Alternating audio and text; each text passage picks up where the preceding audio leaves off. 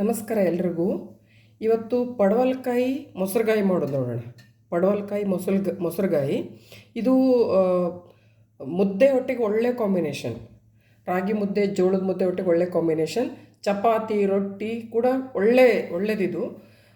ಇದು ಸಾಂಬಾರು ಅಲ್ಲ, ಪಲ್ಯನೂ ಅಲ್ಲ. ಇದೊಂದು ಮೊಸರುಗಾಯಿ ಇದು ಬರ್ತದೆ. ಸೊ ಹೇಗೆ ಮಾಡೋದು ನೋಡೋಣ. ಮಾಡೋಕ್ಕಿಂತ ಮುಂಚೆ ಅದಕ್ಕೆ ಏನೇನು ಬೇಕು ಅಂದರೆ, ಸ್ವಲ್ಪ ಬೇಯಿಸಲಿಕ್ಕೆ ಎಣ್ಣೆ, ಜೀರಿಗೆ, ಹಸಿಮೆಣಸಿನಕಾಯಿ, ಕರಿಬೇವು ಮತ್ತು ಕೊತ್ತಂಬರಿ, ಮತ್ತು ಸ್ವಲ್ಪ ಹಸಿ ಕಾಯಿ ತುರಿದಿರೋದು, ಒಂದು 3 ರಿಂದ 4 ಈರುಳ್ಳಿ, ಒಂದು ಬಟ್ಲು ಮೊಸರು, ಉಪ್ಪು ರುಚಿಗೆ ಬೇಕಾದಷ್ಟು. ಸೊ ಇದಿಷ್ಟು ಬೇಕಾಗಿರೋ ಇಂಗ್ರೀಡಿಯೆಂಟ್ಸ್. ಹೇಗೆ ಮಾಡೋದು ನೋಡೋಣ. ನಾನು ಹೇಳಿದ್ನಲ್ಲ, ತರಕಾರಿ ತೊಳೆಯುವಾಗ ಮುಂಚೆ ನಾನು ಒಂದಷ್ಟು ನೀರಿಗೆ ಒಂದು ಹಿಡಿ ಕಲ್ಲುಪ್ಪು ಹಾಕ್ಕೊಂಡು ಅದು ಕರಗಿದ ಮೇಲೆ ನಾನು ತರಕಾರಿ ತೊಳೆಯೋದು. ಅದು ನನ್ನ ಪ್ರಾಕ್ಟೀಸ್. ಸೊ ದ್ಯಾಟ್ ಸ್ವಲ್ಪ ಏನಾದರೂ ಪೆಸ್ಟಿಸೈಡ್ಸ್, ಎಲ್ಲ ತರಕಾರಿಗೂ ತುಂಬ ಪೆಸ್ಟಿಸೈಡ್ಸ್ ಹಾಕಿರೋದ್ರಿಂದ ಸ್ವಲ್ಪ ಕರಗಿದ ಮೇಲೆ ಅದನ್ನು ತರಕಾರಿ ತೊಳ್ಕೊಂಡು ಯೂಸ್ ಮಾಡೋದು. ಇದೊಂದು ಸತಿ ಹಾಕಿಟ್ಬಿಟ್ಟಿರ್ತೇನೆ. ಇಡೀ ನನ್ನ ಬೆಳಗ್ಗೆ ತಿಂಡಿ ಆಗೋವರೆಗೂ, ಎಲ್ಲ ಆಗೋವರೆಗೂ, ಅಡುಗೆ ಆಗೋವರೆಗೂ ಇದಿರ್ತದೆ. ಯೂಶ್ವಲಿ ದೊಡ್ಡದಿಡ್ತೇನೆ ಪಾತ್ರೆ ನಾನು.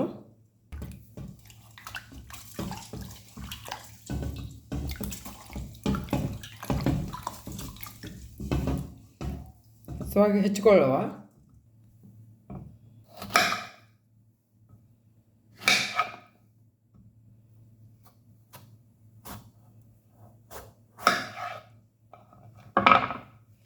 ಮತ್ತು ಬೀಜ ಎಲ್ಲ ತೆಗಿಲಿಕ್ಕೆ, ಅದು ತಿನ್ನಲಿಕ್ಕಾಗಲ್ಲ. ಸೊ ಬೀಜ ತೆಗೆದು ಹಾಫ್ ಸರ್ಕಲ್ ಥರ ಕಟ್ ಮಾಡ್ಕೊಳ್ಳೋದು. ಫಾರ್ ಎಕ್ಸಾಂಪಲ್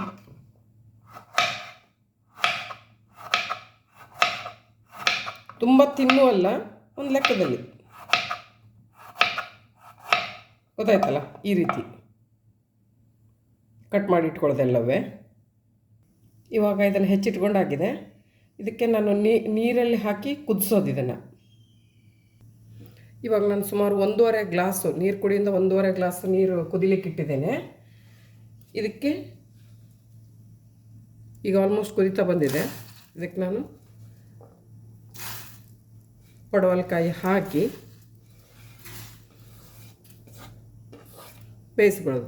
ಎಷ್ಟು ಬೇಯಿಸ್ಕೋಬೇಕು ಅಂದರೆ ಅದು ಬೇಯಬೇಕು, ಅಂದರೆ ಕರೆಕ್ಟಾಗಿ ಬೆಂದಿದೆ ಅಂತ ಗೊತ್ತಾದ್ಮೇಲೆ ತೆಗೆಯೋದು ನೀರಲ್ಲಿ. ಇವಾಗ ನಾನು ಅದಕ್ಕೆ ಉಪ್ಪು ಕೂಡ ಸ್ವಲ್ಪ ಸೇರಿಸ್ತೇನೆ. ಸೊ ಇಲ್ಲಿ ನಾನು ಕಲ್ಲುಪ್ಪು ಯೂಸ್ ಮಾಡ್ತಾಯಿದ್ದೇನೆ. ಹೇಗಿದ್ದರೂ ಕರಗ್ತದಲ್ಲ ನೀರಲ್ಲಿ. ಸೊ ಇದಕ್ಕೊಂದು 6-7 ನಿಮಿಷ ಬೇಕು ಬೇಯಲಿಕ್ಕೆ. ಸೊ ಲಿಡ್ ಕ್ಲೋಸ್ ಮಾಡಿ ಬೇಯಿಸೋದು. ಬೇಯ್ತಾ ಇದೆ, ಇನ್ನೂ ಸ್ವಲ್ಪ ಬೇಯಬೇಕು, ಇನ್ನೂ ಬೆಂದಾಗಲಿಲ್ಲ.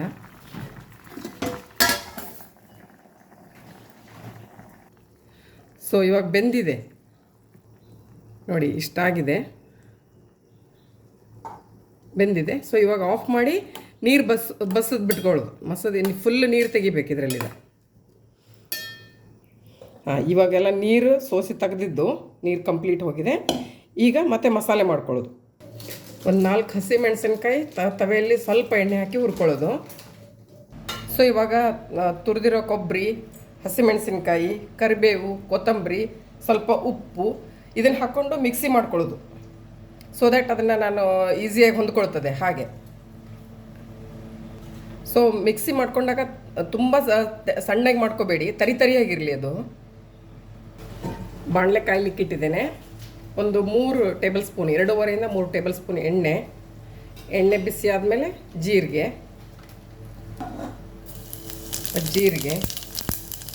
ಈರುಳ್ಳಿ,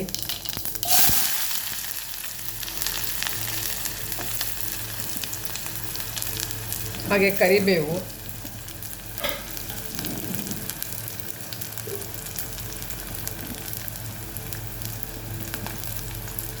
ಒಂದು 2 ನಿಮಿಷ ಬಾಡಿಸ್ಕೊಳ್ಳಿಕ್ಕೆ ಇದನ್ನು.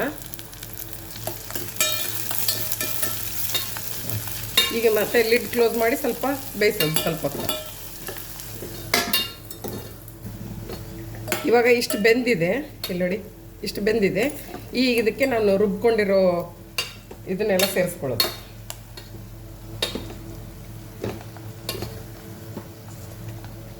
ಅದು ಜಸ್ಟ್ 1 ಮಿನಿಟ್ ಅಷ್ಟೇ. ಅದನ್ನು ಇದು ಮಾಡಿಕೊಂಡು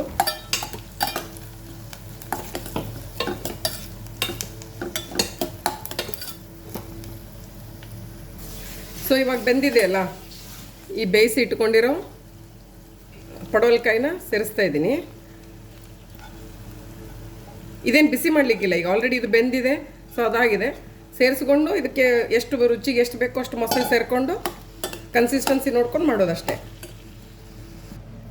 ಇವಾಗ ನೋಡಿ ಒಂದು ಮಿಕ್ಸ್ ಕೊಟ್ಟು ನನಗೆ ಎಷ್ಟು ಬೇಕು ಮೊಸರು ಕನ್ಸಿಸ್ಟೆನ್ಸಿ ಆ ರೀತಿ ತೊಗೊಳ್ಳೋದು. ಇದಕ್ಕೆ ಫಿಕ್ಸ್ ಅಂತೇನಿಲ್ಲ, ಇದಕ್ಕೆ ಇಷ್ಟಿಷ್ಟು ಅಂತೇಳಿ. ಮತ್ತು ತುಂಬ ಹಿಡಿಯಲ್ಲ ಆದರೆ ಮೊಸರು.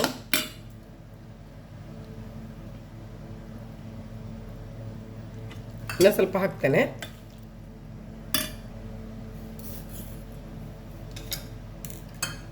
ಸೊ ಒಂದು ಮಿಕ್ಸ್ ಕೊಡೋದು.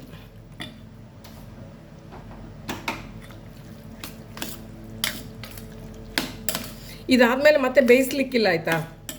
ಇದಿಷ್ಟೇ. ಈಗ ನೋಡಿ ಇದೇನು ಕಾಣಿಸ್ತದಲ್ಲ, ನಾನು ಇನ್ನೊಂದು ಸ್ವಲ್ಪ ಬೇಕಿದ್ರೆ ಮೊಸರು ಹಾಕೋತೇನೆ. ಇದಿಷ್ಟೇ. ನಾನು ಸುಮಾರು 1.5 ಬಟ್ಲದಷ್ಟು ಮೊಸರು ಹಾಕ್ಕೊಂಡಿದ್ದೇನೆ. ಸೊ ಈ ಕನ್ಸಿಸ್ಟೆನ್ಸಿ ವೇರಿ ಮಾಡ್ಕೋಬೋದು.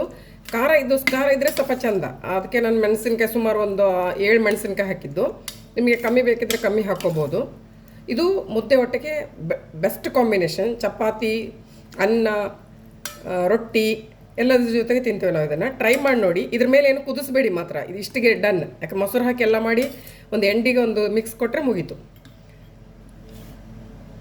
ಟ್ರೈ ಮಾಡಿ. Thank you so much.